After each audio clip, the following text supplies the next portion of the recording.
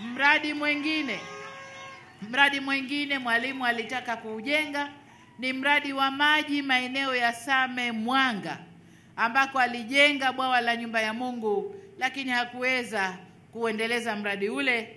Tumeuendeleza na tumeukamilisha mradi ule. Sasa wananchi wa Same Mwanga na Korogwe wanakwenda kufaidika na mradi huo.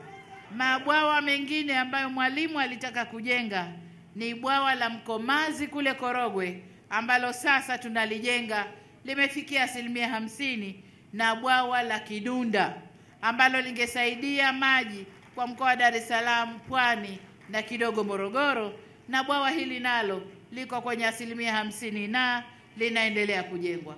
Hali kadhalika, Baba wa Taifa alituachia misingi mizuri kifalsafa, kisera na kisiasa.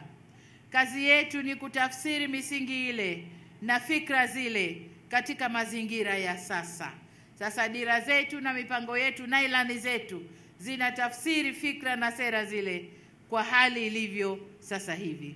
Kama nilivyosema, ni kujenga taifa linalojitegemea, jumuishi na lenye ustawi kwa watu wote, kwa kuimarisha sekta za maendeleo ya jamii, sekta za kuwezesha wananchi kiuchumi, na sekta za uchumi mkubwa au sekta za uzalishaji. Muhimu zaidi, tutaendelea kudumisha tunu zetu za amani, umoja na mshikamano wa kitaifa, pamoja na muungano wetu adhimu. Pamoja na hayo, CCM inatambua kwamba umuhimu wa kuimarisha zaidi mshikamano wa Watanzania kwa kukamilisha mchakato wa katiba mpya kama ilivyoelekezwa kwenye ilani yetu ya 25-30.